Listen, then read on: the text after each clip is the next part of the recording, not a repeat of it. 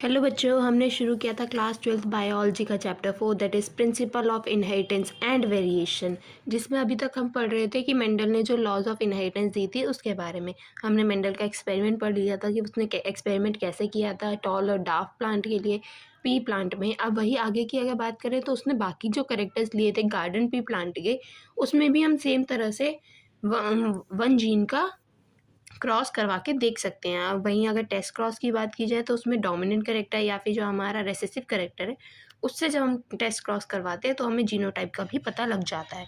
ये चीज़ मैंने आपको बता दी थी। अब इसके आगे की बात करें तो जो मेंडल था उसने अपनी ऑब्जर्वेशंस के हिसाब से जो मोनोहाइब्रिड क्रॉस पे आई थी उसने उसके हिसाब से 2 रूल्स निकाले थे। अब उन रूल्स को आज के टाइम में principle of laws of inheritance कहते हैं, जिसका फर्स्ट रूल क्या है, लॉज ऑफ डोमिनेंस, और जो सेकेंड रूल है वो क्या है, लॉज ऑफ सेग्रीगेशन।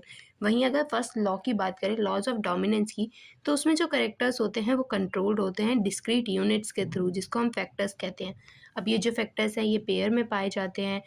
डिसिमिलर जो पेयर होता है एक मेंबर का, उसमें जो क्या होता है वो डोमिनेंट करेक्टर है उसका फैक्टर दिखाई देता है, वहीं जो रेसेसिव होता है उसका जो करेक्टर्स है वो दिखाई नहीं देते हैं। तो ये हमारा लॉज ऑफ डोमिनेंस है। इसमें जैसे कि आपको ने देखा था जो मेंडल का एक्सपेरिमेंट था उसमें F1 जनरेशन में क्या हो रहा था, जो कैपिटल टी था वो एक डोमिनेंट करेक्टर था, तो इसकी वजह से क्या हो रहा था, वो सारे प्लांट्स होते वो टॉल आ रहे थे। वहीं अगर F2 जनरेशन की बात की जाए तो उसमें भी यही हुआ था, जिस जिस पेयर में हमारा कैपिटल टी था जिसके अंदर एक डोमिनेंट करेक्टर है कैपिटल टी वो था, तो उसकी वजह से क्या हो रहा था कि डोमिनेंसी आ रही थी और सारे प्लांट टॉल हो रहे थे। वहीं क्या हुआ था जिसमें स्मॉल टी का पेयर आया था, सिर्फ वही प्लांट्स थे जो डार्क थे। क्यों? क्योंकि वो रेसेसिव करेक्टर है। तो रेसेसिव करेक्टर सिर्फ तब दिखाई देता है जब वो पेयर में होगा, अदरवाइज अगर वो किसी डोमिनेंट करेक्टर के साथ है तो वो दिखाई नहीं देता है।